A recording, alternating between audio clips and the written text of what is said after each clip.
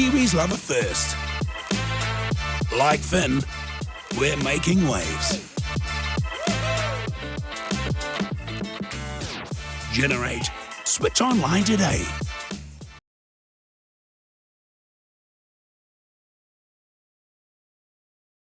David Lomas, welcome to my podcast. Oh, thank you.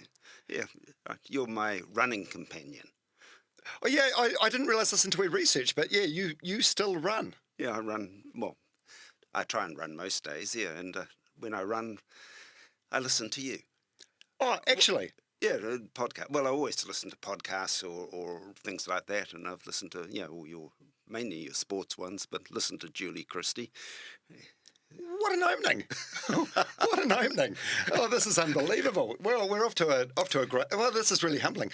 I actually, I wasn't going to bring this up, but 'cause you and I have never met, eh? I don't think. I don't think so either.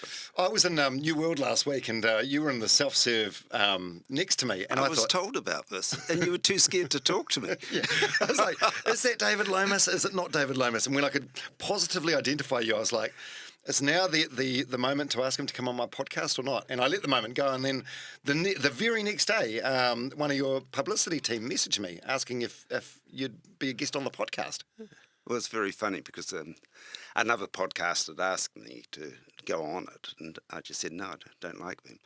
And better not say that, I suppose, in case they work just out who it was. But then I said no, and then one of the publicists came back and said, what about you? And I said, well, he's great. I listened to him. Oh, amazing. Oh, thank you. And this is your very first podcast? Podcast as such, yes. Yeah. Lots of interviews, but not podcasts. Yeah. There's so much to talk about. First of all, there's so many directions to go in. Like, I really want to get to know David Lomas, beyond the Investigates series. But then there's so many questions. I've said on Instagram you're coming, and there's so many questions from people. So what do you want to do first? Should we focus on missing pieces or focus on David Lomas?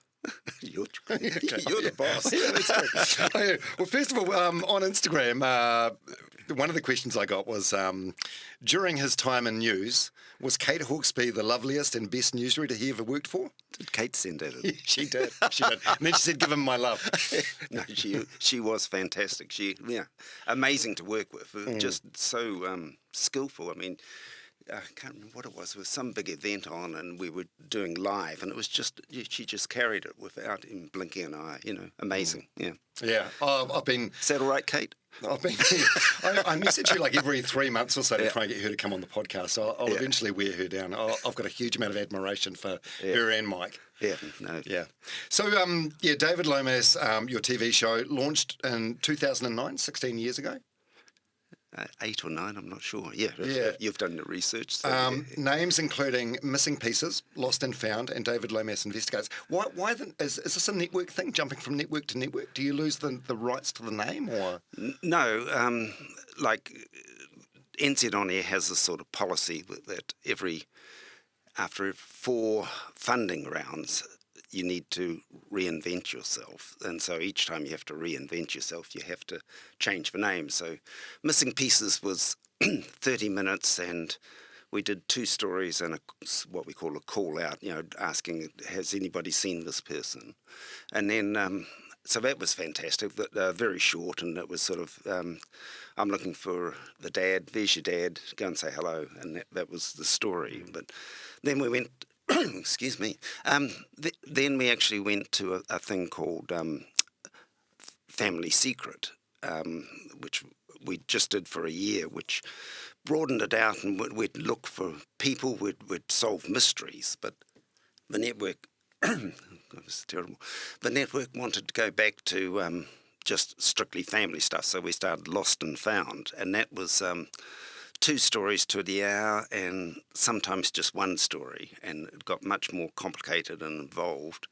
And then we got to, we had to change our name again, and nobody could think of a name, so they said call it David Lomas Investigates, and we've done that. And next year we're going to do a new one again, which is going to be called Breakthrough with David Lomas. So yeah. For the same reason, the NZ On Air. Yeah. Well, how does a show like 7 Days get away with it? Well, there's lots of sort of funny things, like they fund Country Calendar. They don't tell Country Calendar. They don't fully fund Country Calendar. They don't tell them to change their name. Yeah, but yeah. it's but it is good because it reinvigorates you. You have to think about what you are and what you're doing, and look how you can change stuff, and it gives the viewer a sort of new look too. So that's good. So all these different names, but it's all basically the same sort of concept. And in that time, there's been over 100 stories. Oh, many more than that. Yeah. Probably 300 or 400 to hear. Unbelievable. And over 12,000 requests for help. It'll be definitely over 12,000. Yes, it might be up around 15 by now. But when I say that, there's a lot of them which write and say, I'm trying to find what happened to my grandfather. And the person's 70, so we're not going to find a grandfather alive. So those ones sort of add a lot to the number of people who have applied. Right, to like a junk pile. Yes. My words, not yours. Yeah, well, but we're looking to find people living. We want to give an answer, and sometimes they're dead, but we find a living relative who knows the person. But to search for the history of a dead relative, that's not our story. Yeah, because you wouldn't get that TV moment at the end, would you, if someone's running towards a gravestone? There's no... Yeah, that's right. We've had a couple of tears at gravestones when giving an answer, but yeah. And the other ones, which we get a lot of, is the impossible ones. And it's, I had an affair in a pub, and I can't remember the guy's name. So you can do DNA and get answers to those, but in the end, if you're just doing that and you do a DNA test, it's not much of a story. Right. So, yeah, you need a couple of strands of information to work on, don't you? Yeah. And for most of these cases that have been on TV, you've done the flower technique? No. Was that a new thing? No. Well, we started doing it when the phone book started disappearing, and we just do it when someone's in Australia or somewhere and you can't get to them, and you think, well, what do I do? And how do you you used to be able to send a telegram too. I mean, not for this, but when we were younger. But how else do you do it? I mean, you can't. You can hire someone to go and knock on the door, but it's cheaper to send flowers. And someone who gets flowers will always look at them and say, "What's all this about?" And they'll think hard about it because there's been money spent to find them and all that sort of thing. So so it works, and it's amazing how often it works. I mean, we actually did it to a woman in Christchurch who we knew her address, and I just couldn't get hold of her, and I thought, I'll send flowers. Rang up New Brighton flower shop, and they delivered them that afternoon. That evening she rang me. It was just like that. What does the card say? Is it like the same sort of text every time?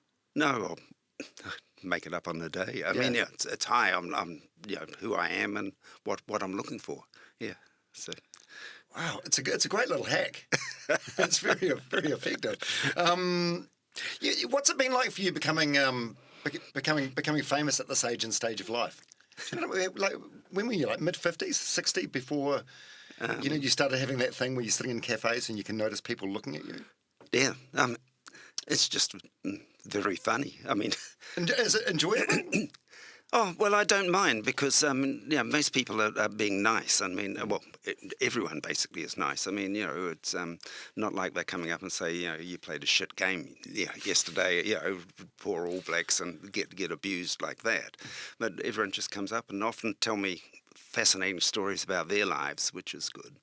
But, it's very strange. I mean, because I never wanted to be on television, and it was a surprise that even this show, were missing pieces when we started it. I was just going to produce it. And then the very first story we started shooting, I was on the phone trying to find this guy, and we just couldn't get him to answer, and I'm ringing, and I got hold of his son, and his son says, "Well, why do you want to know?" And I said, "Well, I can't tell you until I talk to your dad." And it was sort of become a standoff, and I said to the cameraman, "Quick, just shoot this.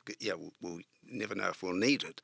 And then the guy actually agreed in the end, and I had to drive way up to Lake Coleridge, and by the time I got there it was night, and he was in a farmhouse and out in the middle of nowhere, and he was doing some drainage work, or he was a digger operator. No, he was fixing a road up there. And I said to the cameraman, run in the paddock and just start filming. And I put a radio mic on and went inside. And they filmed that. And then when I went back to the office, I just said, look, we've got sort of an answer and all this. But and they started looking at the footage. And Greg Heathcote, who was Julie Christie's sort of offsider or partner, and partner in the program, not life, looked at it and said, this is amazing, you're on camera. That's what happened. And so all of a sudden I was in front of the camera. Yeah, and now here you are in your early 70s and you're on the cover of Women's Weekly, and it's remarkable, the twists and turns of life. Oh, staggering, as I say. I mean, I just never imagined that anyone would, I couldn't walk down the street and be totally anonymous, but now all of a sudden, lots of people sort of do recognise me, and it's funny, my partner Clorinda was walking behind me in the supermarket, and she says, you wouldn't believe how many people say something after you walk by and start looking at you, which is, as I say, it's nice because it means people are watching the program, which is just fantastic. Oh, they sure are. Yeah. Like, the genre reality TV, or when I had Dame Julie Christie on the podcast, I think she called it unscripted drama. Unscripted, is that what it's called? Whatever the name is, but it's like it gets a very bad rap with shows like Married at First Sight, which is amazing, by the way, but awful. But then that is the genre of your show, and it's incredible TV. Yeah, it is. I mean, we're sort of a cross between. I mean, every story I do would be, current affairs programs. Like I used to run 60 Minutes many years ago. If someone had come up and said, "I've got this story," one of the reporters, we would have grabbed it in a heartbeat. So it's sort of between reality and current affairs. I mean, because you see the Herald. If the Herald get a story which they can solve about a family finding each other, it's in there. It's a big story. So, we're not far from journalism still, which is what I like. Sort of unrelated. I recorded a podcast last week with Dylan Boucher, one of New Zealand's greatest basketball players of all time. Just recently, he's got the job of president of the Breakers. And I asked him when the last time he cried was, and he said it was watching David Lomas Investigates. He said most week he cries. You're making a lot of people cry. It's amazing. I mean, two of the best compliments I've ever had have come from a couple of sort of my heroes. I was in Paraparaumu one day, and walking along the street, and this car comes into a screeching halt, and out jumps this guy and runs up to me. He says, "David Lomas, how are you?" And it was Christian Cullen. Oh, is that right? I was just blown away. I'd be running up to him and say, "Christian Cullen, how are you?" But he came up, and so that was lovely. And then I was doing a race on Waiheke, from Onitangi Beach to the wharf and that, and there's walkers start and runners start at the same time, and old Graham Henry was standing there, and the only time I've ever spoken to Graham Henry was when I was doing some work for radio, and I'd asked him at a news press conference, I said, "So you're continuing with the rotation this year?" And he just glared at me. And he said, "What rotation?" But then he walked up to me out there and he just shook my hand and said, "I just love your program." So it's so lovely when that happens. Yeah, it's so gratifying, right? It's crazy. All right, well, let's go all the way back to paint a picture of who David Lomas is. So you're from a town called Te Waipounamu in the South Island. Yes. Where is that? Te Waipounamu. Yeah. It is the South Island. Oh, okay. I'll be editing this bit out. Okay. I thought it was a town in the South Island. Whereabouts in the South Island? Well, I was born in Blenheim, but I didn't really live a lot in South Island because we moved to Fiji when I was very young, but went back to live out of Dunedin on the Tairi Plains when I was in my standard 2 to standard 6 at school. Yeah. So, What's your earliest memory? My earliest memory, well, it was up in Fiji, and we had a great life up there, and I can just remember swimming in the swimming pool and riding tricycles around and that sort of thing. Yeah, but I suppose that's it. But yeah, nothing startling. Yeah, so your dad was an air traffic controller. Yes. So when was this? Like in the 1950s? Was it like seaplanes or In Fiji, or yeah, just in general? No. When I was born, Dad was up at Woodburn in Blenheim at the airport there. He'd got into air traffic control through being in the Air Force in the Pacific during the war, and then it. Sorry, where were we going? We were, yeah. And so it was just the very start of air traffic control, and then he got a job up in Fiji because all the long haul planes from the US would island hop, and so they're always landing in Nandi at the airport there, and it was DC-6s, DC-7s, and things like that, and Globe Masters, and all the celebrities in the world came through there at the time. What's her name? Gosh, got a brain fade.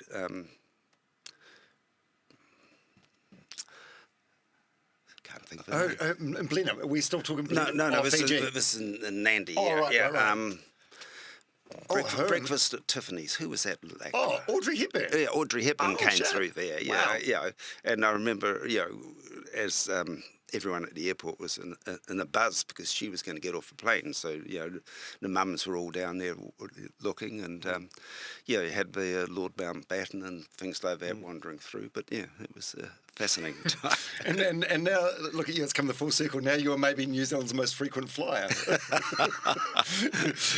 By the way, there's so many questions on Instagram about your Air New Zealand status and some other airport related questions. We'll get to them later. But so boarding school in Wellington, and when was this? The late 60s? From my parents went back up to Fiji just when I was turning 15, so I did the last 3 years of schooling at Wellington College. Yeah, so. Yeah, how was that experience? It was fantastic. Absolutely amazing. I loved boarding school, and Wellington College was a very liberal boarding school. My parents had, when they'd first left, decided that I should.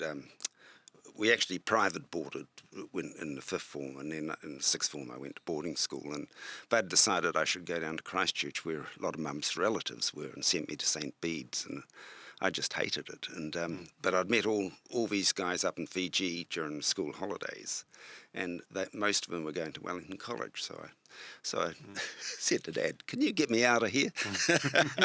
and is this sort of when the love of writing or journalism came? Because you and this is the cutest story, by the way. This is something that would just never happen these days. But you used to write ice hockey reports and then just drop them on the doorstep of the newspaper, and they'd publish them. Yes. It's the most random, bizarre story now. Like, imagine a handwritten note on the doorstep of the Herald. It's crazy. No, well, I'd started playing ice hockey in the third form.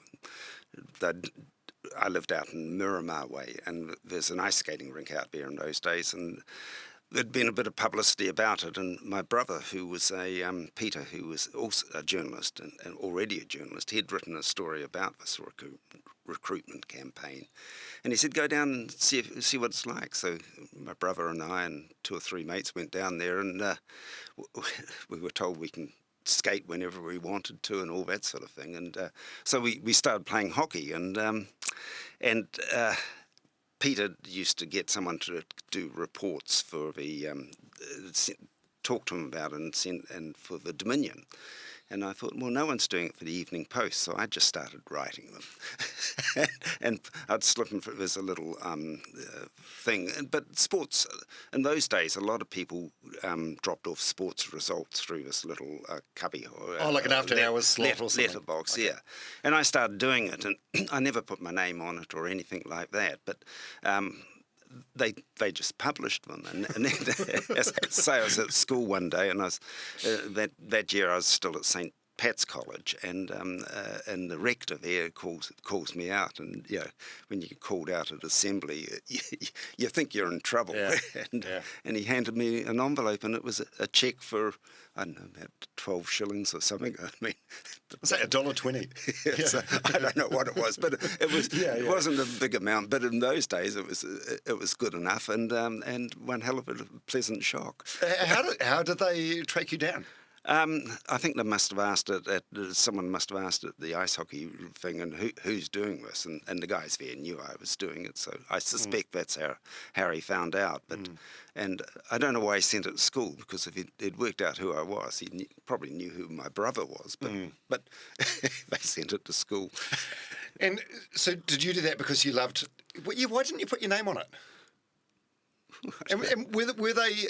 I'm just trying to get my head around it. Were they structured sort of stories, or was it sort of? Oh, they were basically very simple. Red Hawks beat whatever the other team was in those days, 5-3.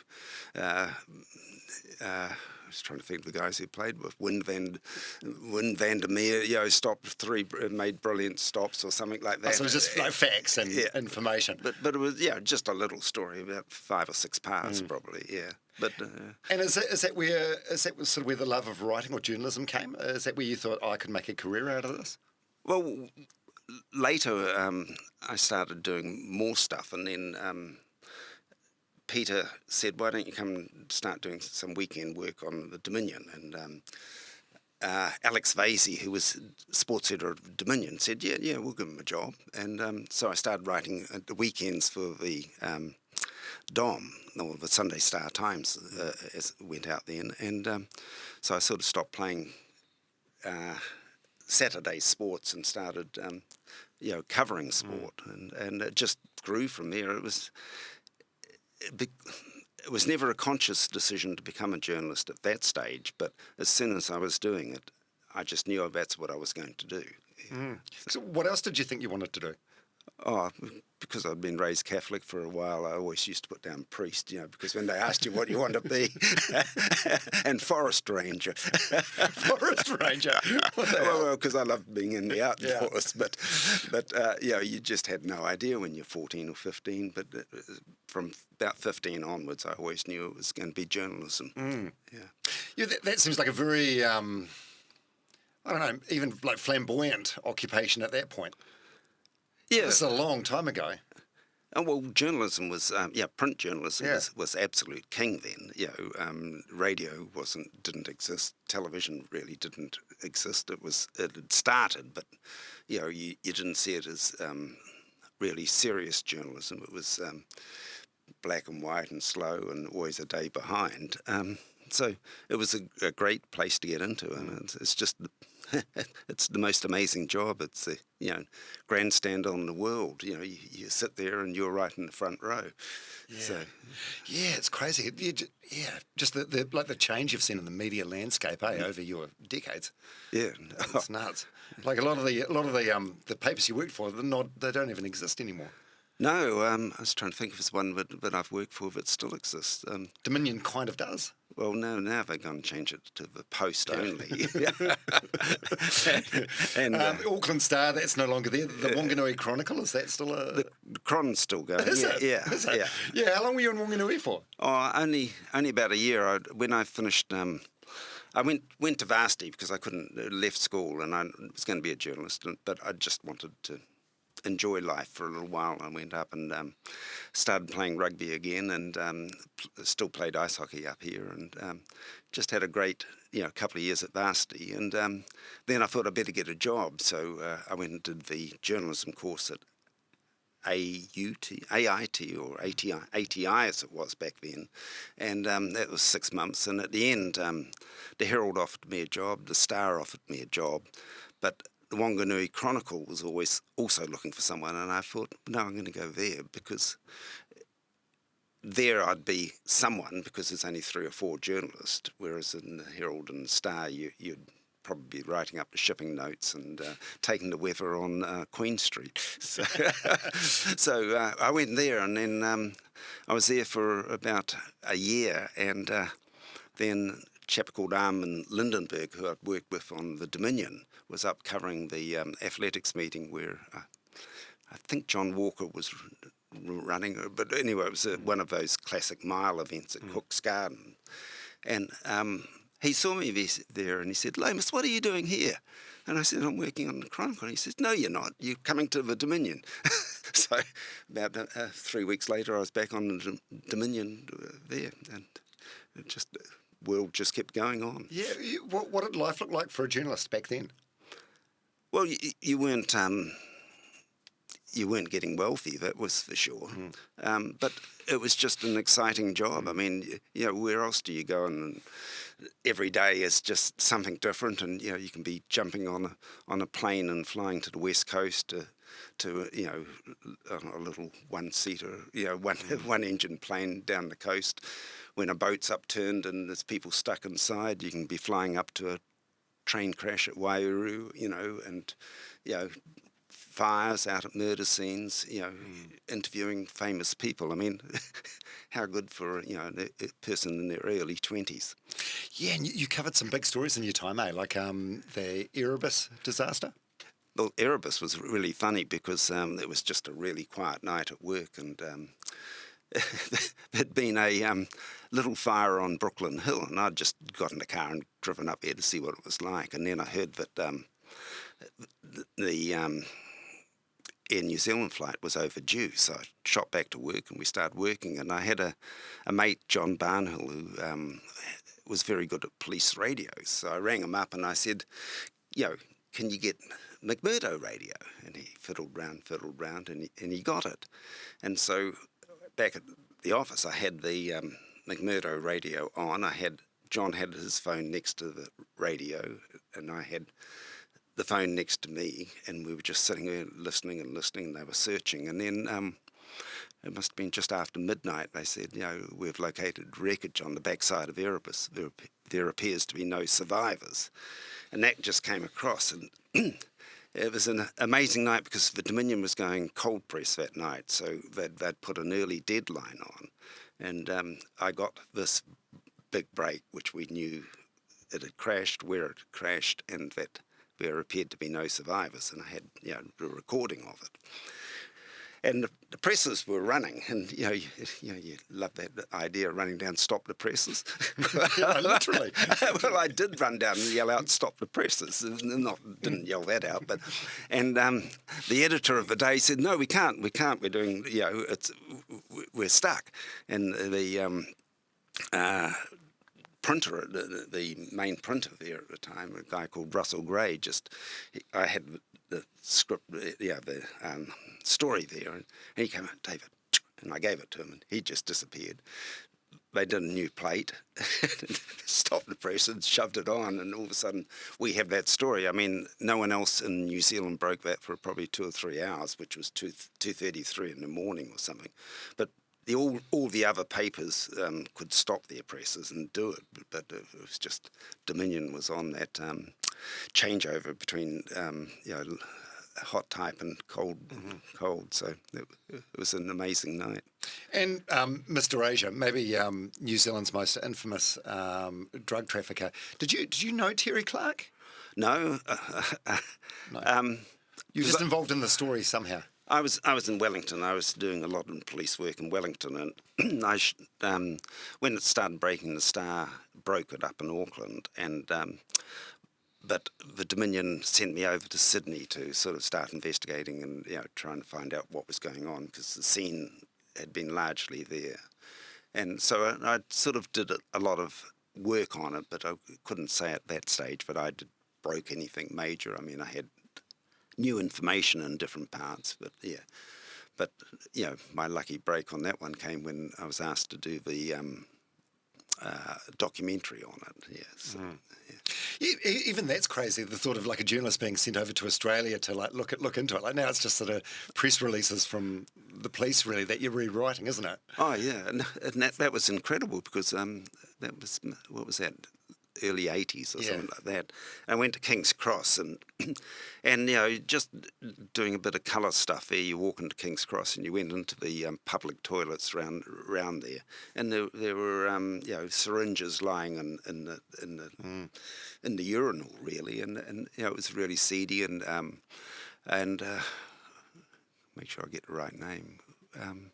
A New Zealand band, my name Dragon? Dragon, I think. Yeah, Right. they were said to be involved, and I was trying to track down people who knew what they had been involved with and that, and just trying to track down people and talk to police over there, and I was working a bit with the police reporters on the Daily Telegraph in Sydney, so it was just quite an interesting time. Air travel was like it was very expensive then. I remember like Mum and Dad going to Sydney in I think 1980 or whatever when I was like 7 years old, and it was an occasion. You'd get dressed up and you'd have the flight over. So for a print organisation to like send a journalist over, it's a big deal. Yeah. Oh well, it was the 80s. It wasn't that bad. No, early 80s before things got real good. Yeah. So it was in the 80s that you made the transition over to TV. Late 80s. I moved up to Auckland and work on the staff for a while, and then I got offered a job on the Auckland Sun when that started, and so and that was great because the first thing they did is they sent me to Penang in Malaysia to go and cover the Cohen trial, Aaron and Lorraine Cohen. And so I started work on this paper, and I was dispatched to Penang, and I spent a month up there.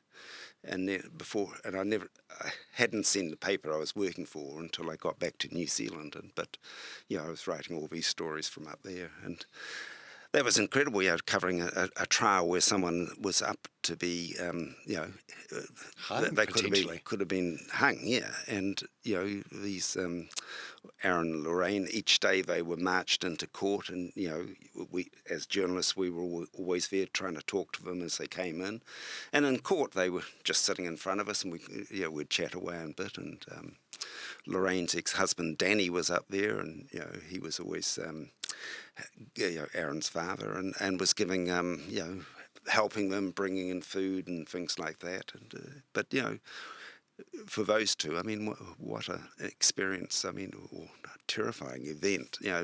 Sitting there having their life decided by a court. Yeah. I think Lorraine's passed. Is Aaron still alive? He'd be a great podcast guest, wouldn't he? Yeah, I think so. Sorry, I don't. That's right. He ended up not getting the death penalty, but getting 6 lashes with that. He was going to get Rotan. Yes. Right. Yeah. Which like breaks the skin of the buttocks. It sounds most unpleasant. Yeah, it's like the old cane at school, but really brutal. Did you get the cane at school? Well, as I say, when you get called at St. Pat's, you get called to go and see the rector after the assembly. Yeah, I went to Palmerston North Boys High, and I think it was abolished like midway through my term there. So in the first couple of years, parents had to sign a consent form for their kids to be caned, and I was like, oh sweet, Mum and Dad won't sign this because it was sort of 50-50. But sure enough, they did. It was brutal. And Mr. Brookie, who was the housemaster, like I think he got great pleasure every Monday morning at assembly from reading out a list of names, and then you had to line up in the library foyer and get whacked. Yeah. It's bizarre. Yeah, those priests are a bit sadistic, I think. Yeah. So you moved from print to TV, and you were working on the Holmes show, the iconic Holmes show, when that first launched on TV. Yeah, I went, as I say, the Auckland Sun. I went to the Auckland Sun, and that folded, and then I was sort of unemployed, and an old mate of, well, a friend of him. Mate of mine, who I'd become friends with, Paul Cutler, he said, oh, we'll give you a job. And so I went and worked in TV. I had no idea what I was doing. And but they wanted someone who could find stories, develop stories. And then they were doing an experiment with Paul Holmes, and we did a program called Midweek with Holmes. And it was about 6 of us on it. Bill Ralston was one of them, and it was an experiment to see whether Holmes would work on television. And so we did that, and then we launched Holmes, and we launched it with a bit of a bang. Yeah, episode 1, one of those iconic New Zealand TV moments. And it was pre-recorded, right? The interview with Dennis Conner from the US Americas. Was it pre-recorded or live? Do you remember? I honestly can't remember. Yeah. I was there, but I can't remember. But it's a walkout. So Yeah. Holmes asked some confronting questions, and Dennis Conner's He wanted him to apologise for calling the New Zealand designer a loser, That's right. So get off the stage. Losers aren't allowed on the stage. Yes. So what are your recollections of that time? Of that time, well, Holmes, was just a fantastic program to work on. I mean, when we launched it, it was a sort of total new sort of current affairs style. I mean, the first episode we had a interview with a guy who was suspected of murdering Cursor Jensen.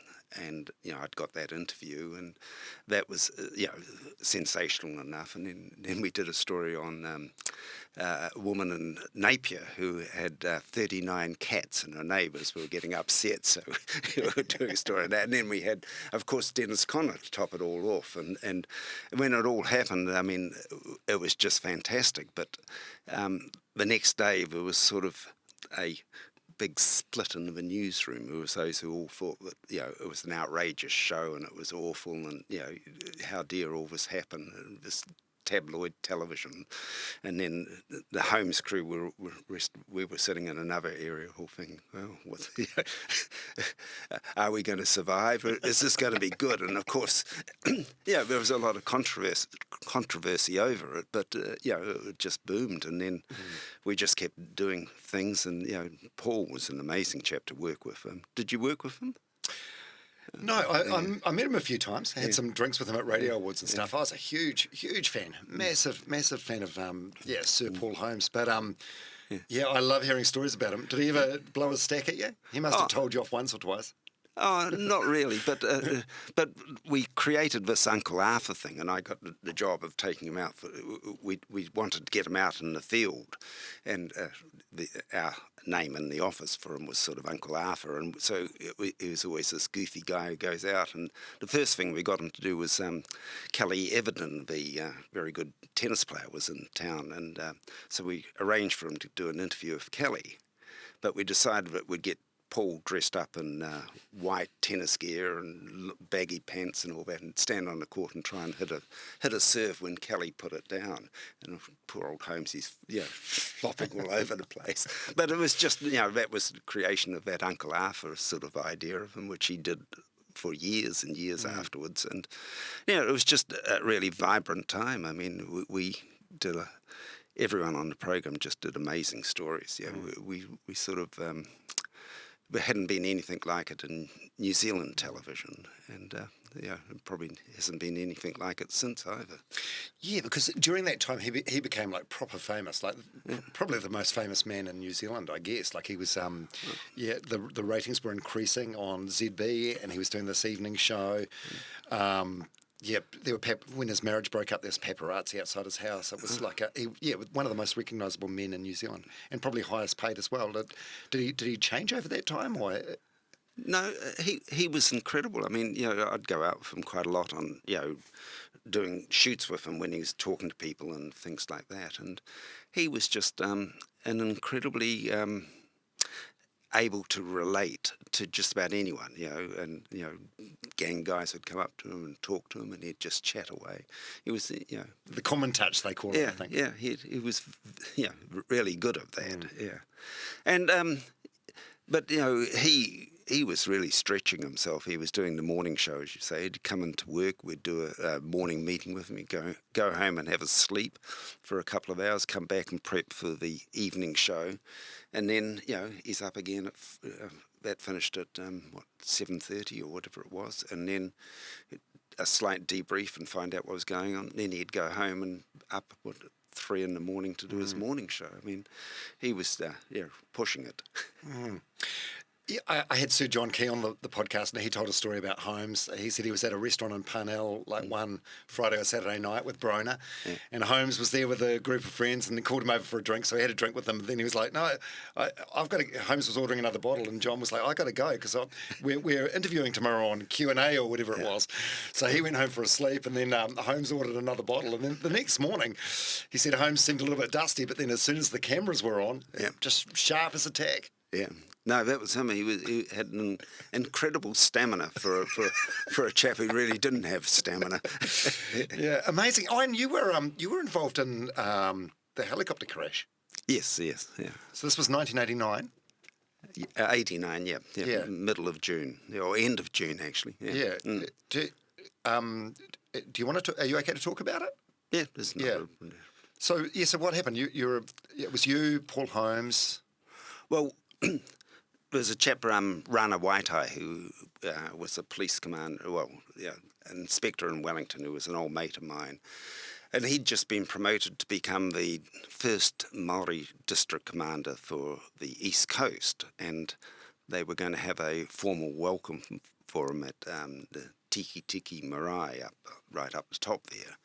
And so I got hold of Rana and said, would you do it? And can we come and do a big program on of Holmes? And he said and Holmes was really keen because he was very sympathetic to all things Māori and that. So we flew down there. It was a Saturday, and the welcome was on in the afternoon, but it was torrential rain, and so we'd flown to Gisborne in a charter 6 or 8 seater plane, and then we'd got a helicopter up to Tiki, and because it was torrential rain, everything ran late, and then we had a sort of deadline because Paul had a speech he had to do in Auckland that night, and we had to leave. I can't remember at 4 o'clock or 4:30, but the thing was late, so it was getting close to 5 or whatever it was at the time, and we all jumped in the chopper, and because we were all soaking wet, it sort of steamed up a bit, and we took off, and then our sound man, who'd been up in the air for about 5 minutes, remembered he'd left all his radio mics on different people in the marae, so we flew back and landed there. Took off again. By this stage we're getting quite late and dusk is coming in, and we flew down the coast, and still raining, and the chopper was fogging up a bit, but we're sort of keeping the windows clear, and then we were flying quite low, so because the pilot I think was following the coast, I'm not sure how high, but I didn't think it was a few hundred feet up, and we flew around a headland, and he just flew into a squall and totally lost visibility.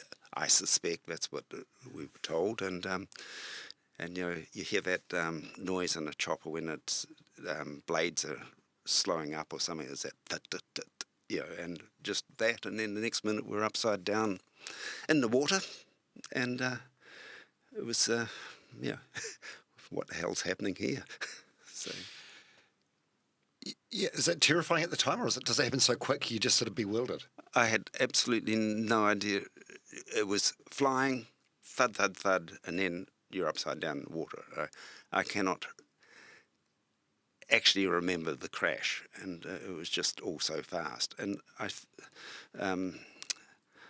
think the chopper pilot had, when he'd lost vision, had sort of pulled back speed altogether. So I think we didn't fly into the water. We sort of just rolled into the water. And we're upside down, but it was almost dark then. I mean, the houses as we'd been coming along the coast, the lights were really, showing. So, it was quite dark. And then when we're upside down, it was very dark. And then we all got out, and all of us but the cameraman got out, and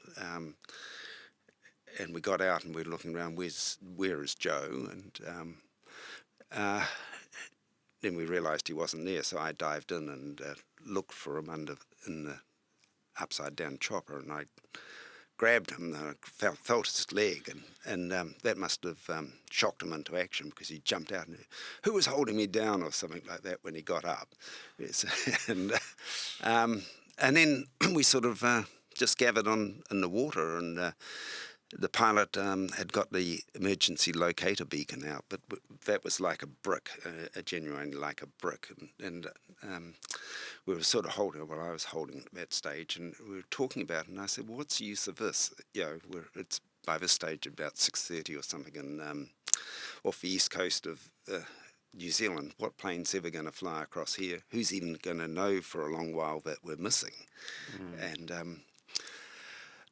so we decided to throw that away, because nobody was going to see it or get the signal. And we tried to swim ashore, and on the way in we lost Joe, and which was terrible. It was quite squally, and we got him quite a long way in, and then another big squall came through, and because he couldn't swim, he just panicked a bit, which of course you would if you're lying there, if water's going into your mouth and that, and we lost him there. Yeah. How far from shore were you? How far did you have to swim to get in? Well, I estimate when we went back the next day to sort of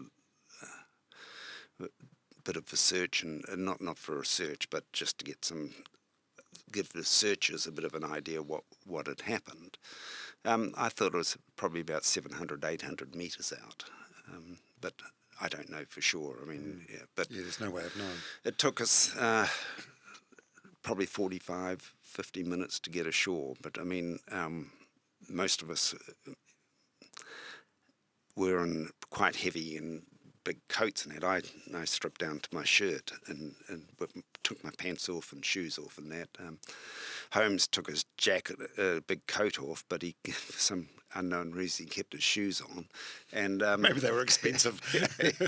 And anyway, when we got ashore, it was it was freezing, of course, because it was middle of winter, and the water wasn't that warm either. But and then we didn't know where we were, because when we got ashore, there was no lights anywhere. We were just up against a cliff.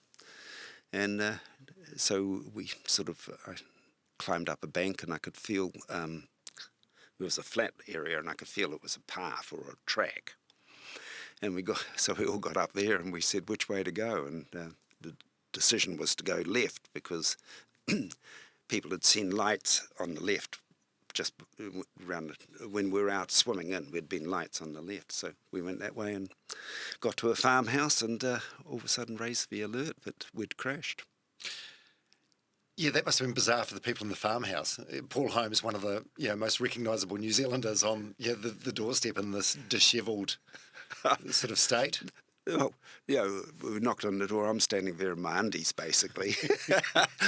Holmes, the chopper pilot and I had sort of had Holmes between us, because he was quite hypothermic really at that stage, and banged on the door, and this old couple came to the door, and we said, "Oh, we're in a helicopter that's crashed," and well, they didn't know, of course, but we thought people would know by then, but so that's how we alerted people. Yeah.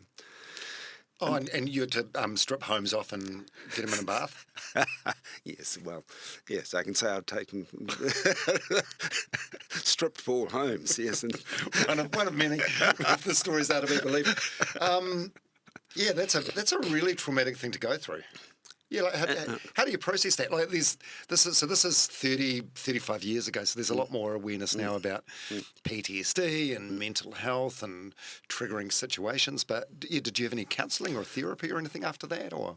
Yes, TVNZ sort of insisted that I went and saw someone, I can't remember what title they had, and it was good, because it was just a chance to talk, because. Again, it was that newsroom feeling when, afterwards it's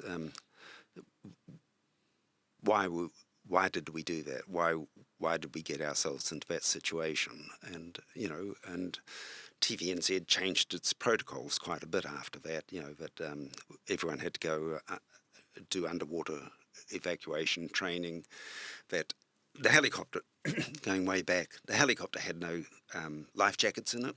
So that's when we got out. There was nothing that could float, and that's why we had to swim. If it'd been life jackets, Joe would be alive today, of course.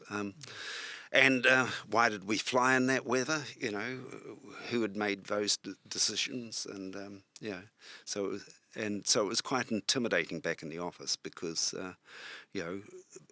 people had lost a very dear friend and colleague in Joe, and they're wanting answers. And who made the calls? And when you think about it, nobody made the calls. It was just, we were going there, we're going to film that, and then we jump in the chopper and fly back. There was no thought that anything like that would happen. No. Yeah. Did something like surviving something like that change you as a person?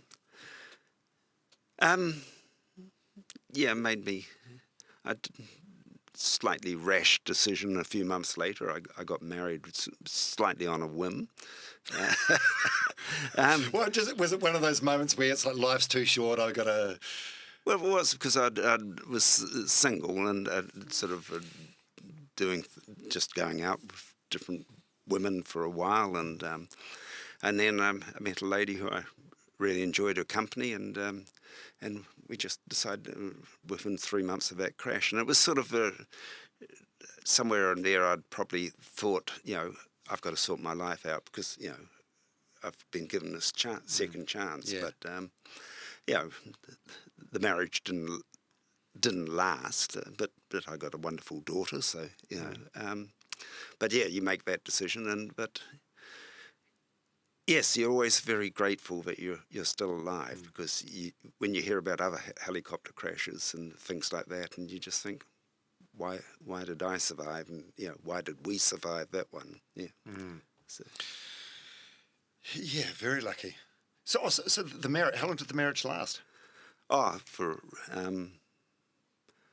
10 years or so, yeah. Well, that's a success. Is that a success? Having been through a failed marriage myself, it's quite funny, because you stand in front of all your family and friends and you say you're going to be together till you die. So anything short of that does kind of feel like a fail in a way. But 10 years is, I mean, it's an honest attempt. Yeah, I mean, yeah, I suppose so. But if it lasted 10 years, after a little bit before that it wasn't going well. So, So yes, you've got 2 adult kids now. Yes. One from that relationship, one from another relationship. Yes. Is that the only time you've been married? Just the once? Well, yeah. going way back at university. Again, I was going out with a lady there, and I was leaving town to go to the Wanganui Chronicle, and back in those days, early 70s, I mean, been to lots of weddings by that stage of colleagues, not colleagues, but, other people. And I was moving down there, and we decided that she would come down there too. And with that decision, we decided to get married. And that marriage went for 6 years. But then I joined was right into newspapers. And when I went to the Dominion, I was working nights all the time. And she was an accountant, and our lives just drifted apart. And we didn't have children, and again, a very, very nice person, but we just drifted, and that's what happened. You still in touch, or no? No, when I left Wellington, I caught up with her, and I haven't really caught up with her since. But if you're keen to, I know a show that can help. So you've got a partner now, Clorinda. Yes. I've read about. I know about this because I've read about it in a couple of Women's Day stories. Women's Weekly. Women's Weekly. Sorry, beg your pardon. They'll smack me on the hand if you. Yeah. It's crazy, the twists and turns of life. Like so, in the 90s when you're with Holmes, like he was Women's Magazine fodder, and I suppose you could have never have seen this for yourself. And here you are at this stage of life, and this is you. I know, and it's funny publicity because I have this sort of thing. I ask people to be on television. I ask them to do this, and I want to talk about their lives, and So when people ask me, will I do it? I feel I can't turn around and say, no, it's none of your business.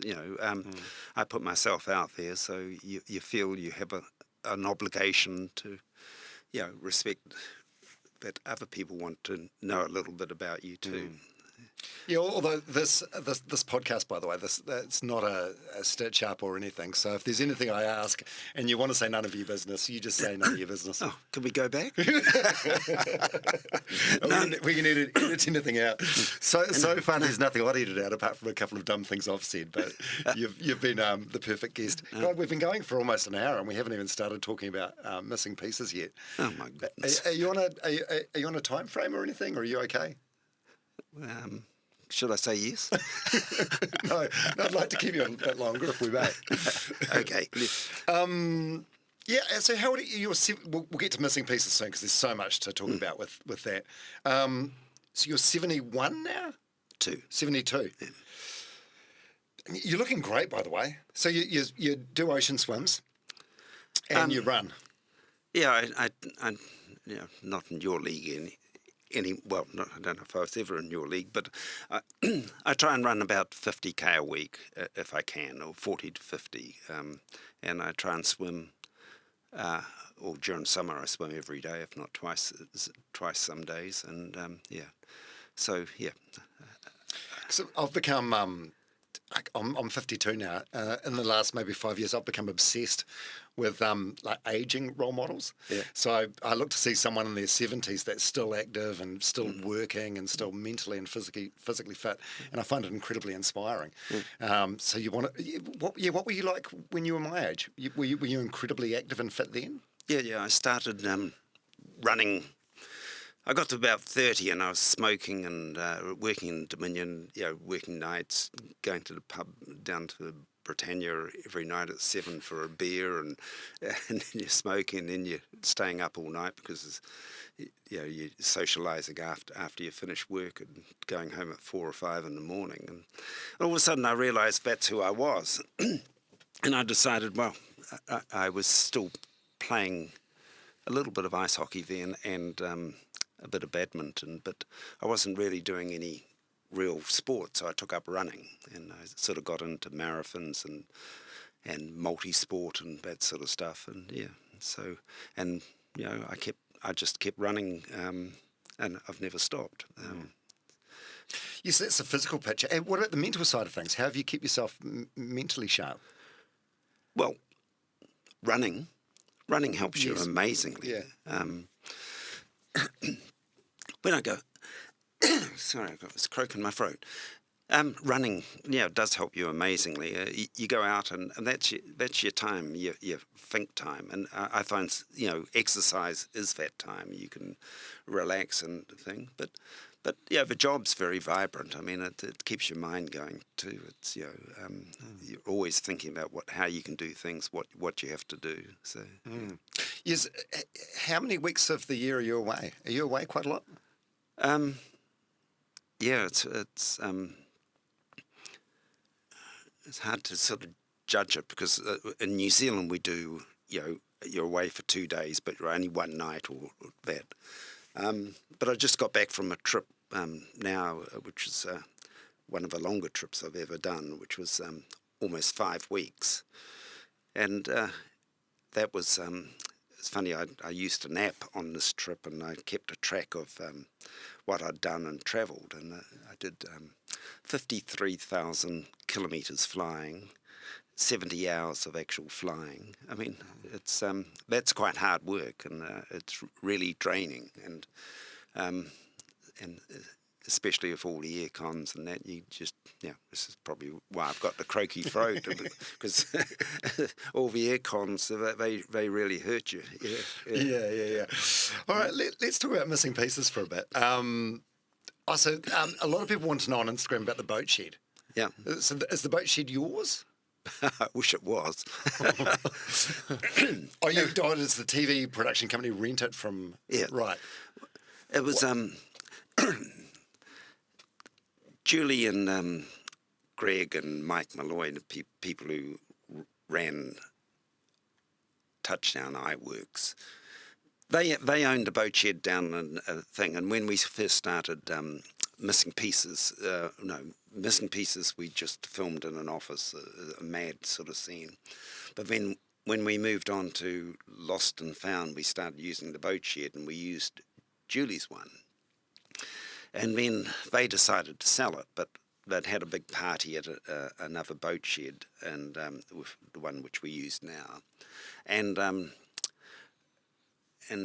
some very good friends of mine, or my then wife and mine, rang us up and said, "David, that boat shed you're in, do you know much about the boat sheds?" And I said, "No, it's the people that works boat shed." And they said, "Oh, we're looking at buying one down there."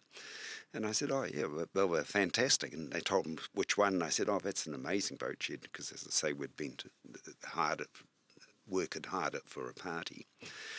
And they said, "They're getting it." And I said, "Oh, yeah, well I'm looking for a boat shed to do the program." And they said, "Oh, well, and yeah, you can use our one if you like." And so that was John and Maren. They were amazing. And so we use it for filming, obviously, and it's just a fantastic location. Yeah. So do you actually sit there and do work, or are you there for an hour, like doing a couple of fake phone calls, a couple of fake emails, get the shots you need and then leave? I do work down there. Oh, do you? Oh, so it's not just getting the shot and then pissing off to the office at home? Well, there's a lot of pissing off to the office at home as well. And how did the show originally come about? Was it your idea that you pitched, or was it a producer's idea, or? No, it goes way back to Julie Christie. I mean, Julie and I had worked together on the Auckland Sun, and she knew me, and then she'd come up with an idea to do a thing called Lost Identity, which was to reconnect young Maori chaps, or young Maori, with their marae. And she wanted me to produce it or direct it. And we talked about it and said, well, that'll be interesting first 2 or 3 times, but after that, it would start to feel a bit repetitive. And so we said, why don't we just do taking people back to meet family? And so it originated that way. And as I said earlier, I wasn't really meant to present it, but when the first story we got was a woman in Australia was dying. She needed a transplant, not a transplant, but bone marrow thing. Oh yeah, like a transfusion.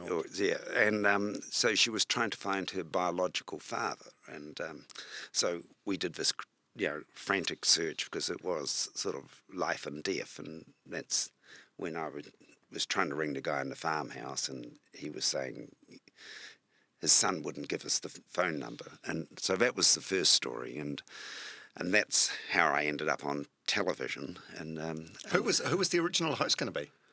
It wasn't going to be one. We were going to do it as all actuality. Okay. And but then the first instant, as I say, it turned out that it was impossible to do as all actuality, because the search was so integral to it. And by accident, I became the presenter. It's an amazing twist of events, eh? Yeah. Dame Julie Christie, she's always had her sort of favourite presenter, so it could have very, very well been like Matthew Ridge presenting. Or Mark Ellis. Or both of them. With a can of Fresh Up.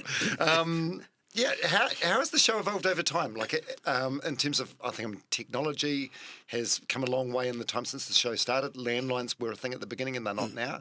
Has it been Ancestry.com? I don't think that was even in existence when the show started.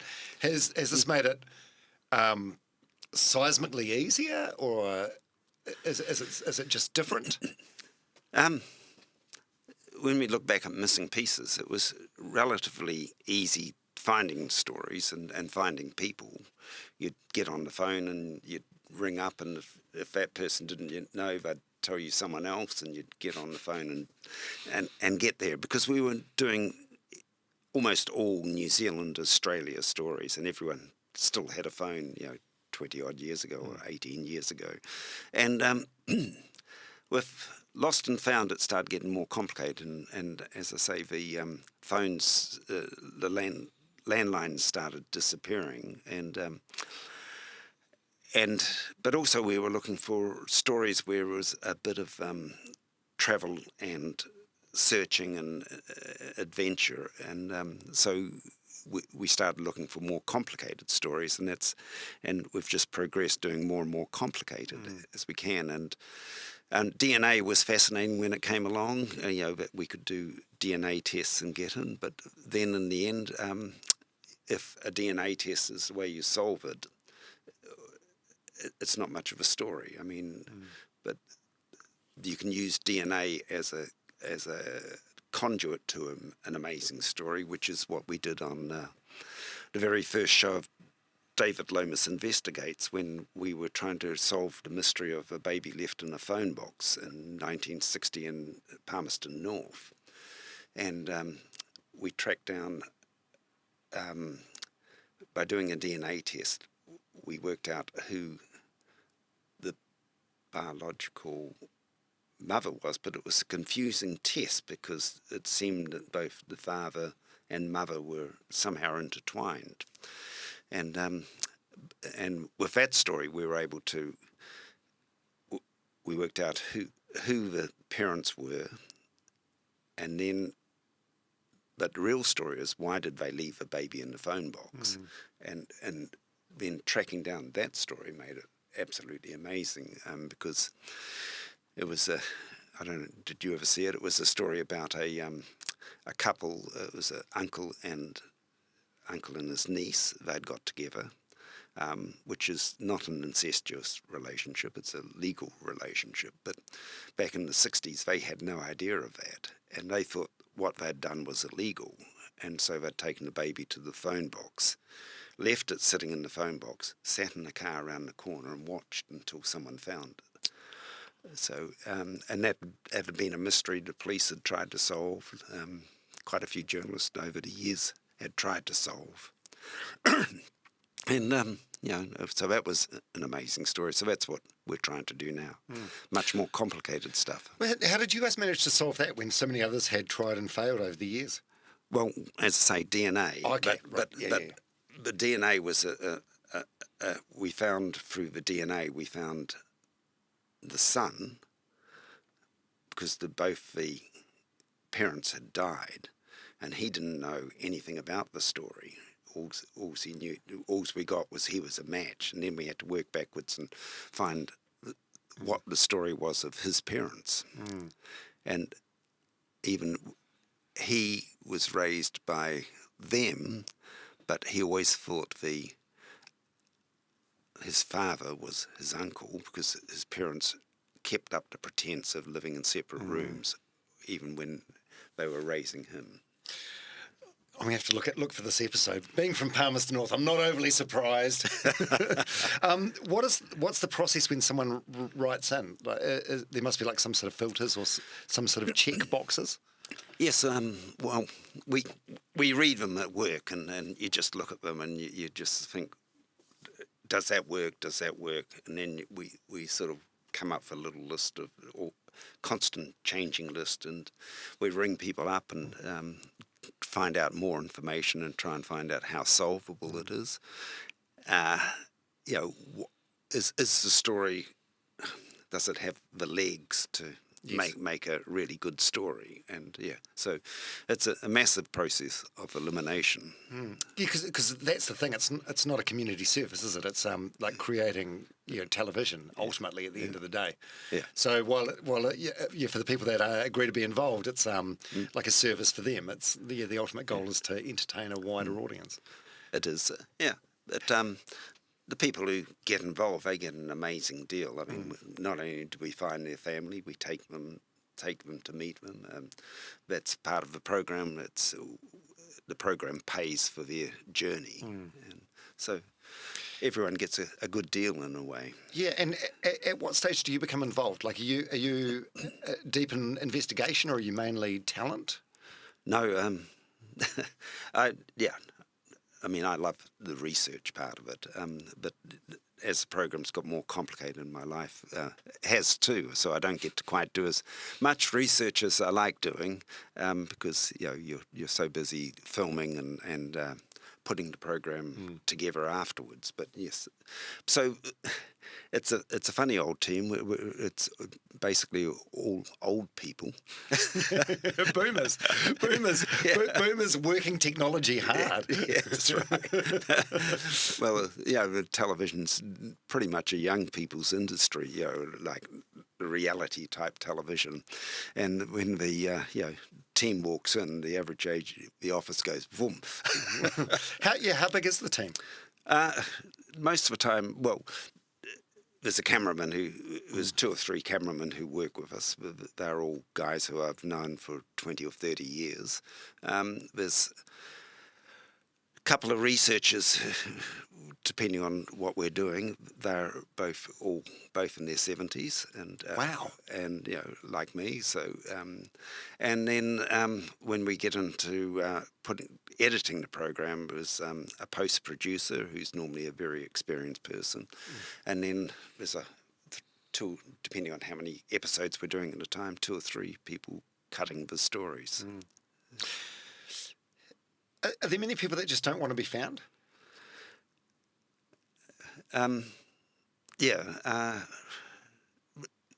There's people who just go to Australia and have no footprint. Those are the really hard ones. We've got lots of stories which we'd love to solve, and we just can't get any link to them whatsoever. There's a Samoan chap who a woman is desperately trying to find. It's her father. She hasn't basically seen him in her life, and ironically, her father is her father's sister is a very good friend of mine, but which is just coincidental. And I've been looking for him for 4 or 5 years, no, probably 7 or 8 years. And you keep trying to think you might get him, but he's just gone. And as a Samoan, he's probably taken a new title or something like that. And they just vanish. And we found a guy in Darwin once. His daughter was looking for him. He was he'd gone to the Philippines, had a baby, and then he'd vanished into the middle of Australia. And by very fortuitous methods, which a policeman helped us, we found out he was living in some sort of state-assisted housing, and we tracked him down, and he lived in a house which had no furniture, nothing. He was just hiding from the world. And she got to meet him once, and that was it. Was that what she needed? Was that enough for her to give her peace? Well, it gave her 2 answers. One, she knew who he was, and the other, she knew that he didn't want to continue a relationship. So sometimes they don't get happiness, but they get an answer. And it's bloody sad, isn't it? Like there's I watched a bunch of episodes over the weekend, knowing that we were catching up today. There was a recent one, the girl from Whanganui, Lithuania, Justina. Yeah, so she was adopted to a family in Southland. Yes. And she now lives in Whanganui. How old is she? 22. 22. Yeah, and you connected her with her biological mum. So she was taken off her biological mum at a young age due to her mum's alcoholism. Yeah. Spent time in an orphanage. Yeah. And there was so many elements to this story, which was sad. Like there was this God, I had tears streaming down my cheeks when in Lithuania you were walking through the grounds of the orphanage, and some of the old caregivers came out. God, I'm getting emotional just thinking about it now. Like it was just the bond that she had.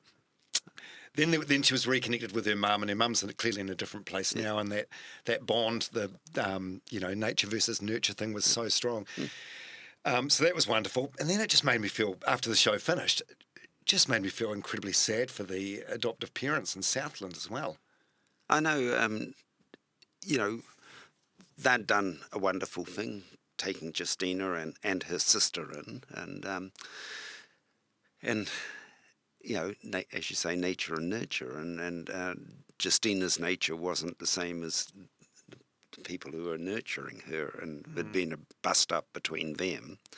And but, they'd done a wonderful job getting her to where she was, and now she's found a mum. But then the sad thing is she wants to go back and spend time, but it just might be very hard for her ever to do that. Why is that?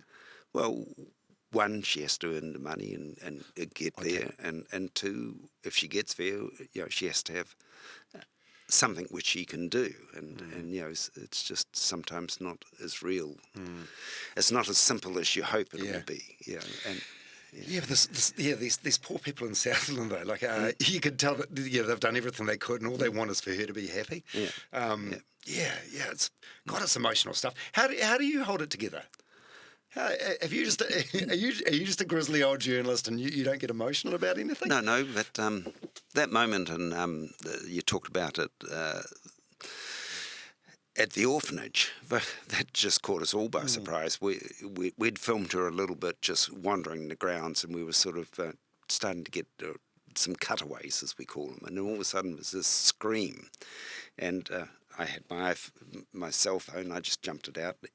Ivars Berzins, who's the cameraman, he was on the other side of the park, and he just spun round and started filming, and it was and you're sort of filming and almost crying as you're filming, because you just don't get moments like that. Well, you don't get moments like that. Most of them we've constructed, but that one we had no control over. It just happened, boom, and it was so tearful and so intense. Yeah, and there was just so much beauty to that moment, because when you hear the word orphanage, they tend to get a bad rap. Like you think of kids being mistreated or not well looked after. It's an institution at the end of the day, but just to see the love and the bond that this girl Justina had with these women that she hadn't seen for like a decade or longer, it was really powerful. And them, they were all in tears too, meeting her, And they couldn't even speak the same language anymore. No. Yeah. So who's over there with you on these trips? Who's there? You and... On that trip, it's myself and my cameraman, and very fortunately my partner, Clorinda, came on that trip. It's the first time she'd gone on a trip. And so normally it's just two of us. It's a small operation, isn't it? When you compare it to like a Celebrity Treasure Island or something, it's an oily rag operation. You're punching well above your weight. Oh, yeah.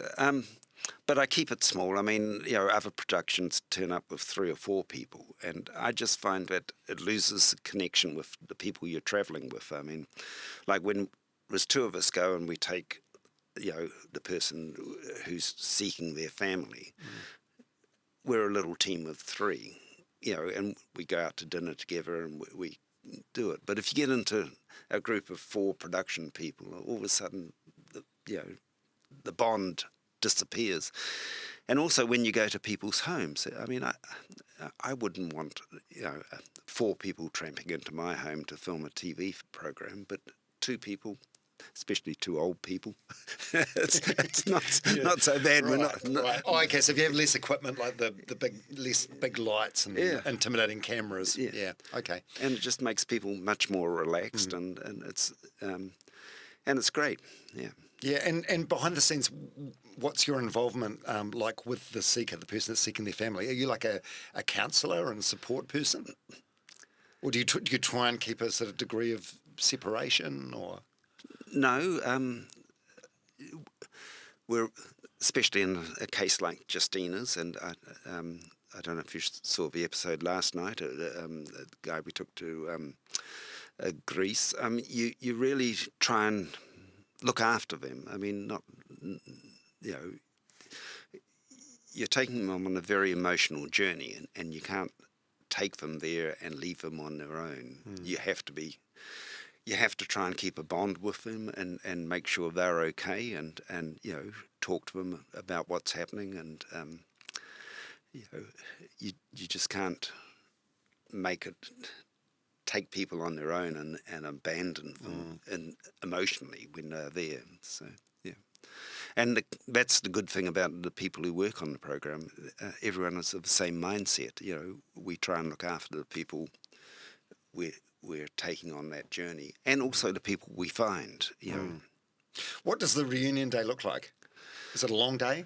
no, it's chaotic and fast because you know it's yeah. You probably know the formula. I sort of say your family's up there and they walk up. It's always a long way away too. Like your family's like 400 metres over there. Why is it such a long distance?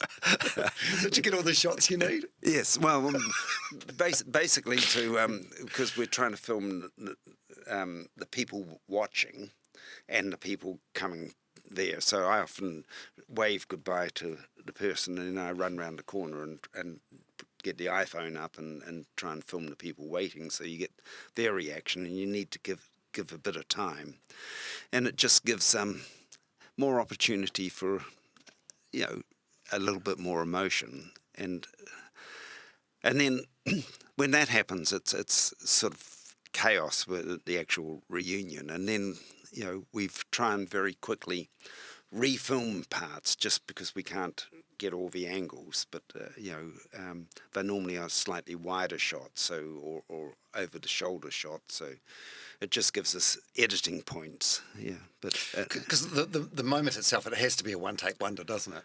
The main moment is a one take wonder. Yeah. Has the cameraman ever cocked it up? Like, oh well, the batteries run out or something. Not quite as bad as that, but one cameraman, Graham Ritchie, had two twins walking to meet their dad, and one of them bolted and just went round Graham and up, and Graham's running down the wharf trying to catch up. What's been your biggest lesson about humans, and you know, I guess like nurture versus nature and all that stuff? Two big lessons. Nature and nurture. I'm just staggered at nature.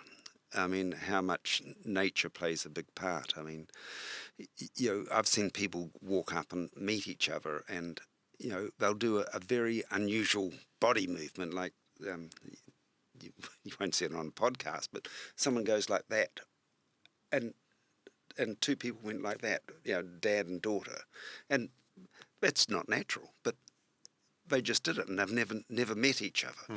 But personality-wise, you know, so many people talk about they've met someone, and I say, well, what are they like? And it says it's like we've always known them. They've just walked back in the door, but have been away for a while. Very, very similar. And the other big thing I suppose I've learned is that inherently everyone is good.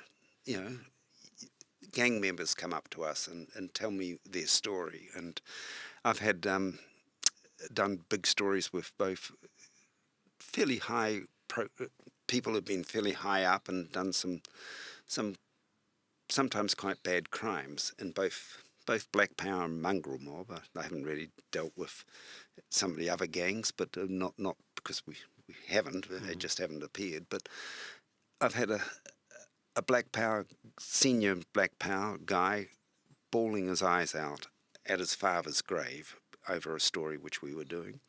I had a Mongrel Mob guy shedding tears all over the place. You know, he'd done 6 years in prison, comes out, we found his father, and he's just bawling because that's what he'd wanted all his life. So, you know, even those guys, they might be doing bad, but there's still that absolute longing for family. Yeah, Michelle Obama's got a quote that I really like. It's most people are hard not to like up close. Yeah. Which is it's really true. There's generally like a little bit of good in everyone. Yeah. What about you? Are you always able to control the crying? What do you when you finish an emotional day of filming? Do you go back to your hotel room and cry, or are you quite sort of stoic? As I say, I mean, the camera's always away from me in the big moment, and because that's the important moments happening with the other people. So there are tears sometimes from me, but to say I go back to the room and cry, no, but I've rewatched programs I've done, and I've been in tears watching them because they're just so amazing. Oh, so like heaps of other New Zealand men, you're watching it on TV, and, seeing the cut version. Yeah, well, like with some programs, they'll come up and I'll watch them 4 or 5 years later, and you just sit there and watch it and think, this is incredible. Not because I did it, but what the event is all about, and it's just you sit there and you cry. Because it is amazing television. It's drama, but it's real. Oh, it's so powerful. Has the show taken a toll on you emotionally? No, I think it's made me a better person in a way. Yeah, because I've always known I was privileged because of my upbringing and just the fact that I had a good life.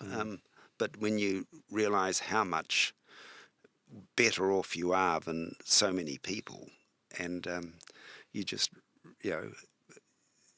realise you've got to be a bit more sensitive to people about a lot of things. The things I've gone through, and you might think, oh, they're terrible people, but they've been through hell, And I was talking to a woman yesterday, and it's a story we may do, but she's just, telling me her story of drugs, being sexually abused, all sorts of things, and you just think that's so terrible, and how lucky we are that wasn't our lives. You can never tell what someone's been through, just from outward appearances. Do you think it's made you like a more empathetic person, or better with like your own personal relationships and vulnerability and communication and things like that? Yeah, well, the program's done that, and so is old age. Old age, you reckon? I find, I'm definitely leaning into my more emotional side as I get older, and I'm here for it.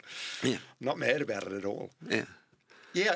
Do you think so? That's come with aging. Because you've been very, very public about your relationship that you're in at the moment, and some of the things I read that you've said about your partner are just like wonderful and really open displays of affection. Yeah. Well.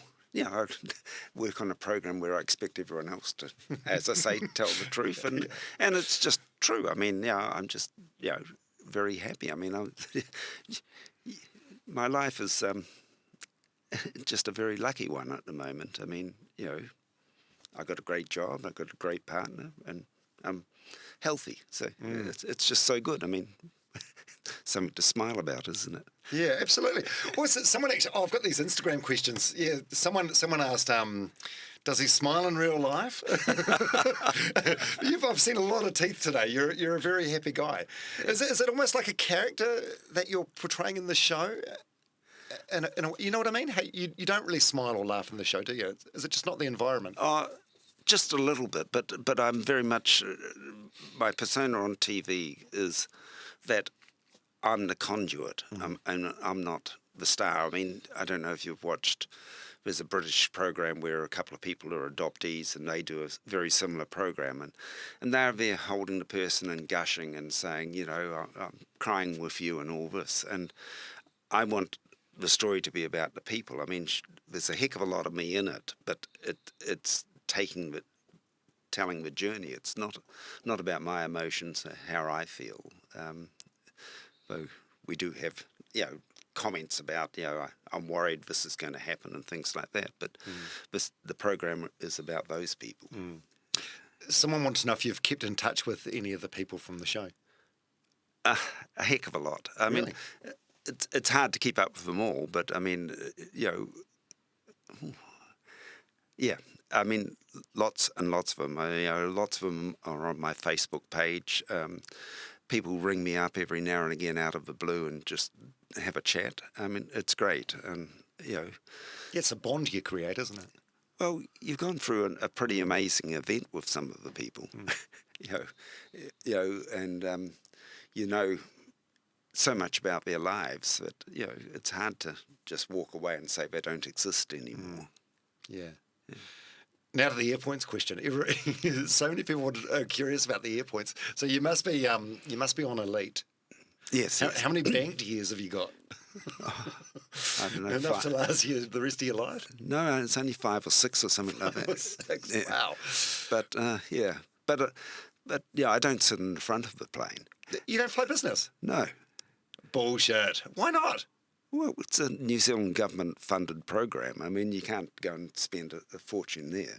Yeah, but you're a man in your 70s. You've done very well for yourself. You've devoted your life to this career. Like pre this TV series, it's like a 30-year journalistic apprenticeship that got you to this point. Yeah. I think you've earned the right. Well, I thought Come up to work and do my negotiations for. Well, the show we were talking about before with Justina in Lithuania, like you flew separately, and I thought, oh, I know what Lomas is doing here. No. She's flying economy, so he's flying separately, so he can go in his 1A seat. Yeah. Why did we fly separate? Oh, we flew separate. You were doing some groundwork, I think, in advance. Oh, we sort of were, but also. Because we were doing a big round-the-world trip, we were on a round-the-world fair, and so we were flying Star Alliance, but with Justina, the quickest way was on a direct route, but we always land 2 to 3 days before the people who are coming, because we've got to go and do the work. Sometimes it's 4 or 5 days because we've got research to do on the ground. Yeah. You're using your points to upgrade to premium economy, though, aren't you? Sorry, I'm still fixated on the seat. Oh, no. I do have a little bit of upgrade. I normally try and get premium economy. Yeah. And then I try and use my upgrades. But Air New Zealand's a swine because they have these, you get 2 upgrades a year and you keep them for what you think's a long flight. And then you apply for them on the long flight. And they're full, and all of a sudden you lose your upgrade because they don't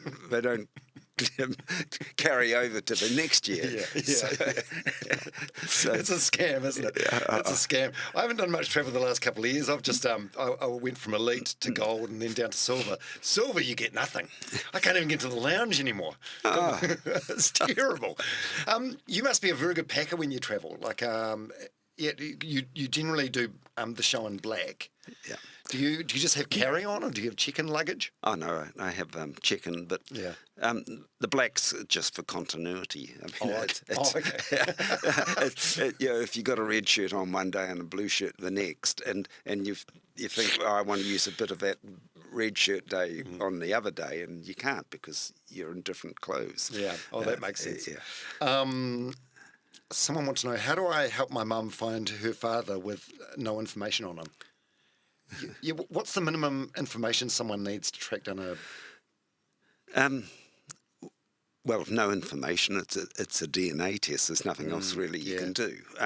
But one of the big things is getting your facts right. You know, we get so many people who apply and they misspell names. They don't. They haven't done the basics. They don't. Tell us how old the person was, where it happened. I mean, it's getting all the actual details correct, and then it becomes easier.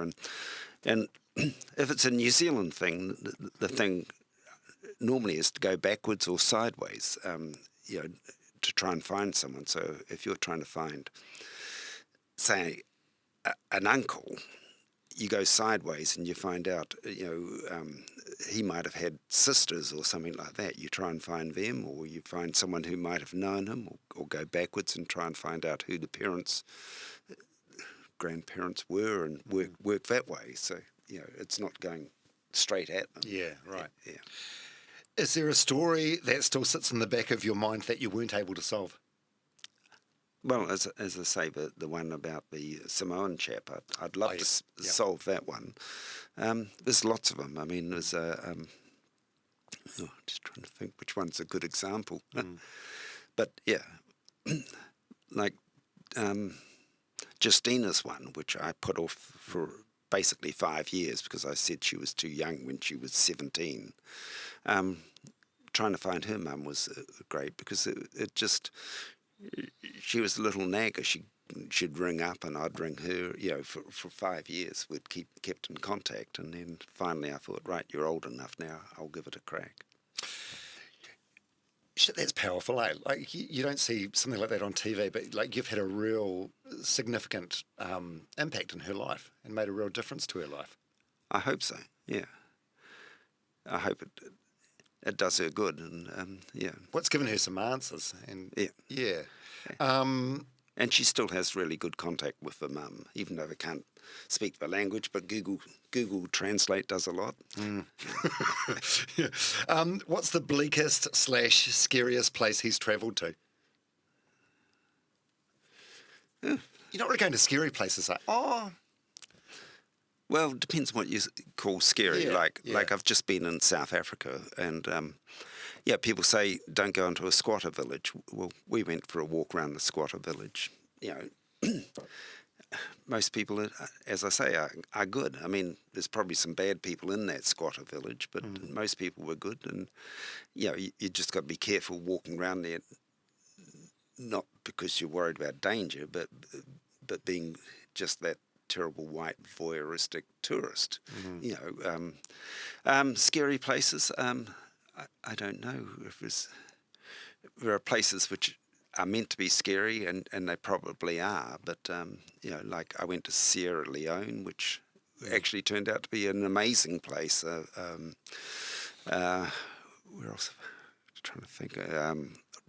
In this series, we went to Honduras, and we're talking in the street, and the guy says, "Don't go up there. There's people with guns up there," and that sort of thing. But, but absolutely scared?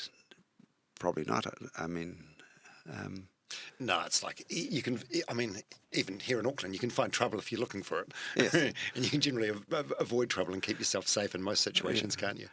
Yeah, absolutely. Do you run when you travel? You go to these places and you... Always. Yeah. It's just a magic way of, when I arrive, to go and scout the city. You go for a run and you can find out, well, one, where's a good restaurant around the corner? Is there a good park? Normally I look up on maps and see where are good locations we might film, and then I'll go for a run and take them in. And as I say, it just frees the mind. So, Well, your best way to shake off a bit of jet lag as well. Yeah. I agree wholeheartly. Best way to explore a new city. Yeah. How's your body? Are your joints okay? Is everything, your knees okay? Your hips okay? So far. Has he ever thought about expanding and investigating other stuff? Well, just a question from Instagram. Yes and no. I mean, that was sort of my career before I started this. As a journalist. I think that'll do from Instagram. There's so many about the airpoints. There's so much curiosity about that. Yeah.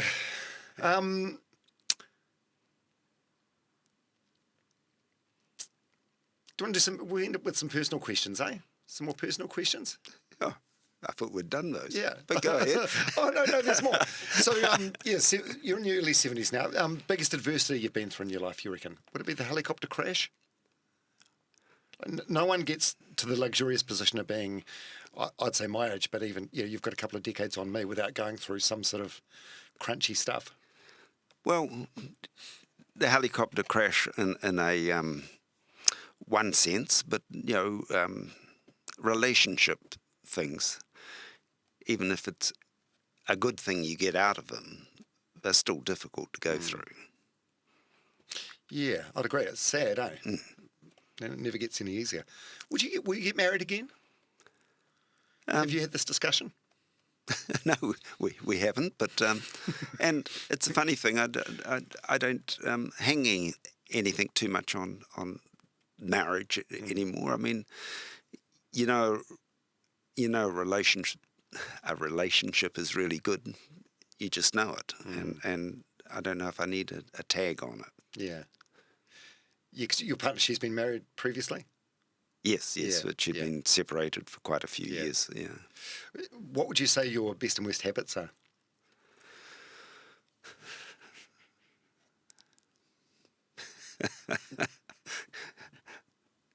Good gracious. Worst habit, probably talking too much. Oh, it's very good for a thing like a podcast. And best habit, I don't know.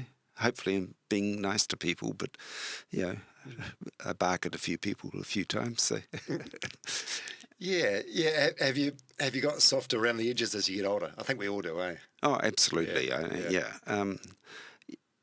You become more tolerant of some things, but you get more annoyed at some other things, which just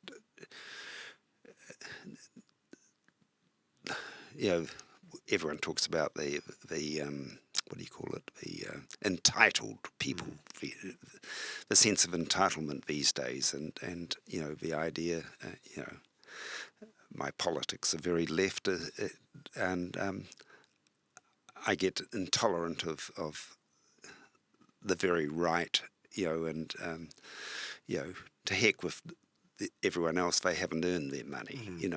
I do find that very sad. Yeah, I read in a couple of interviews you talked about politics. I don't know. Why do you worry so much about something that you can't control? Do you know what I mean? Well, if we all didn't worry about it, you get Donald Trump. Yeah, it's like the American people. It's like you've got what you wanted. This is what you voted in. Yeah. Is there a what if that keeps you up at night? What if? Well, there's always what ifs. I mean, but I laugh and I think, what if I'd met Clorinda, when I was 20? But then again, I showed her a photo the other day when I was 30, and she says, "Oh God!" So maybe we would never have got on then. So, were you sort of thinking that like she could have been your life partner? So you, in a sense, you're sort of kicking yourself that you didn't meet her until your mid-60s. Well, no, I'm thinking, what if I had? But then you think, no, the person I was when I was 20 is a totally different person to who I am now. Yeah. And so what ifs don't really count, because if, what if I'd, stayed at university and become, got a, decided to be a lawyer, What a terrible life that would have been. Yeah. And you're back to your partner. I mean, everything's a right place, right time sort of thing, isn't it? Yes. When was the last time you cried?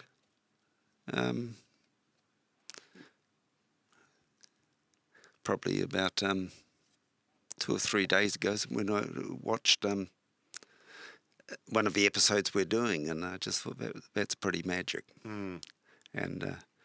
And possibly when the Blues lost to the Crusaders.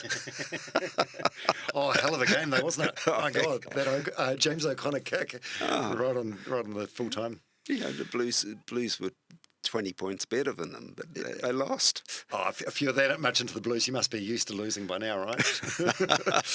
Yeah, I don't have a good track record. I like the Highlanders, the Blues, and the Endure. What are you most afraid of? Aging. But not really afraid of it. It's not aging I'm afraid of. It's not being able to do things. What can't you do? Well, at the moment, nothing. That's what I love about being fit and healthy and running. It means, if I want to go for a paddle over to Rangitoto, I can get in a kayak and paddle over there. If I want to go for a swim, I can. But I'm editing a story at the moment where a lady's in a wheelchair, and I just think, how horrible would that be? But I know you'd adjust and everything else, but I'd prefer I didn't end up like that. Yeah, you've got great health on your side, don't you? Is it good genetics in your family, or is this just through like hard work? No super genetics. It's but I'm just very lucky. I decided to run and swim, and I've always just kept doing it. And as you know, it's invigorating. It makes you feel alive. I mean, go out in the bush and run for a couple of hours. That's just incredible. Yeah. Oh no, it's wonderful. And the mental health side of things, it's not something that I ever really thought of when I started running. Yeah. But like it's become very clear to me now that it's probably more mental than physical. Like the buzz you get out of it. Yeah. It's incredible, eh? Do you have any regrets?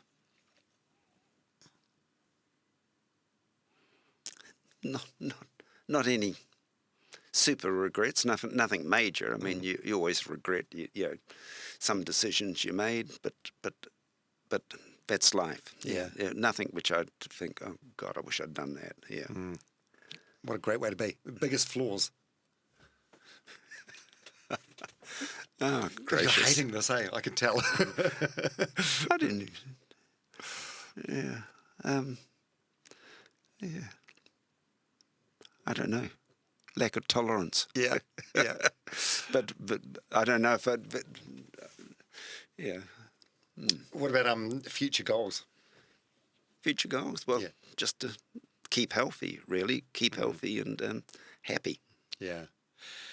What about legacy? How would you want to be remembered? Not just as like a storyteller, but as a person as well. Oh, goodness. I don't know. I just, well, hopefully, just kindly. I mean, I hope people don't, say he was a grumpy old bastard or, he was pretty useless at that. Just that people do have a relatively good memory of me rather than a bad one. And 3 words that your adult kids would use to describe you?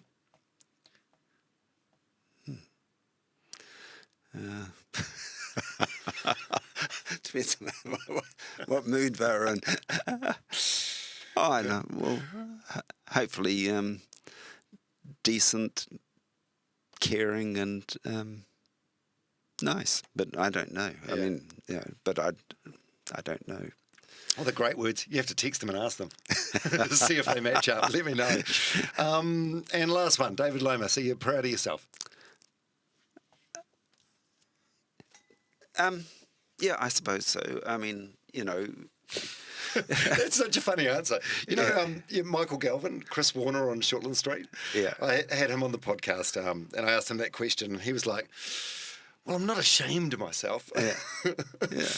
It's a strange one for, I think, men in particular of a certain age to answer. It feels proud is sort of like it's your ego.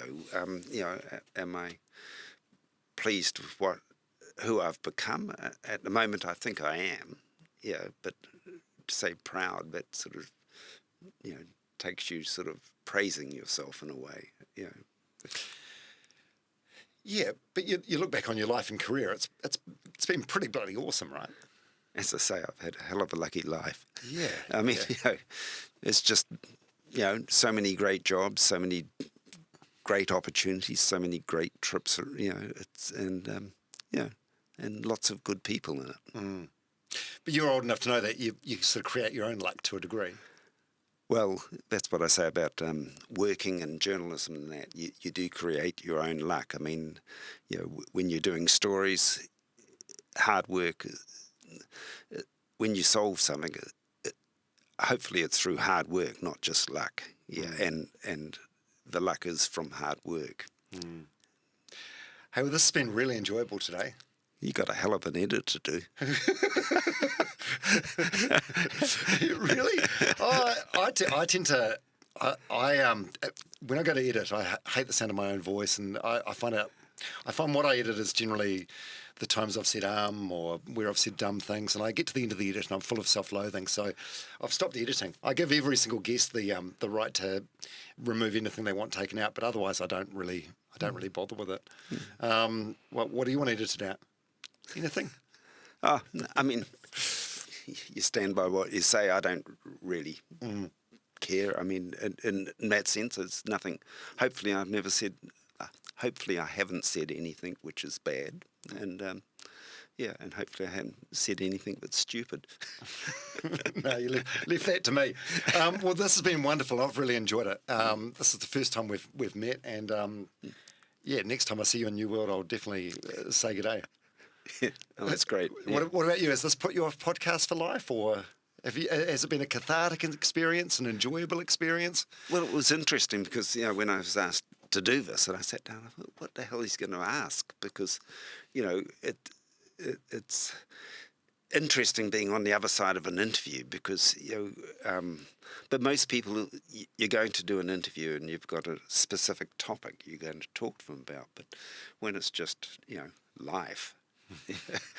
you can't plan, and you're sitting there and thinking, oh, my memory, if you ask me about that, God knows if I can remember that, because it's hard to there's nothing you can prep for on this sort of thing.